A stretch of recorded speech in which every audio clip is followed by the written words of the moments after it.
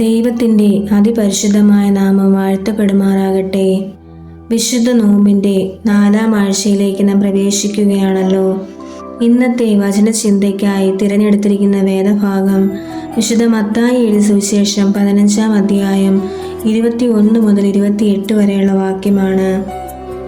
ഒരു കനാനി സ്ത്രീ തൻ്റെ പിശാചു ബാധിതയായ മകളുടെ കരുണയ്ക്ക് വേണ്ടി നിലവിളിക്കുന്നതാണ് ഈ ഭാഗത്തിൻ്റെ ഉള്ളടക്കം. യേശുവിൻ്റെ മുമ്പിൽ സഹായത്തിനായി അപേക്ഷിച്ചുകൊണ്ട് അവൾ പിന്നാലെ പോകുന്നു. അവളുടെ മഹത്തായ വിശ്വാസത്തിൽ മതിപ്പുളവാകുന്ന യേശു അവളുടെ അപേക്ഷ കേൾക്കുകയും അവളുടെ മകൾ സുഖം പ്രാപിക്കുകയും ചെയ്യുന്നു. ഈ ഭാഗം ഉറച്ച വിശ്വാസത്തിൻ്റെ പ്രാധാന്യം എടുത്തു കാണിക്കുന്നു.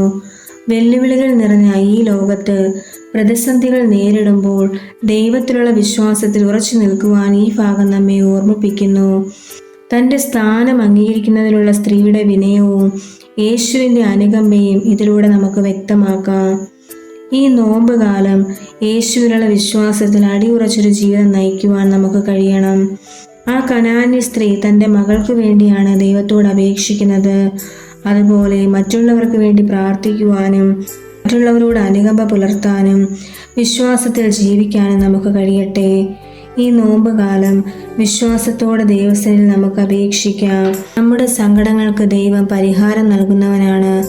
അസാധ്യമെന്ന് തോന്നുന്നത് ദൈവത്തിന് സാധ്യമാണ്. നമ്മുടെ പ്രാർത്ഥനകളെ ദൈവസന്നിധിയിൽ സമർപ്പിക്കാം. അവൻ്റെ യാചനകൾക്കായി കാതോർക്കാം.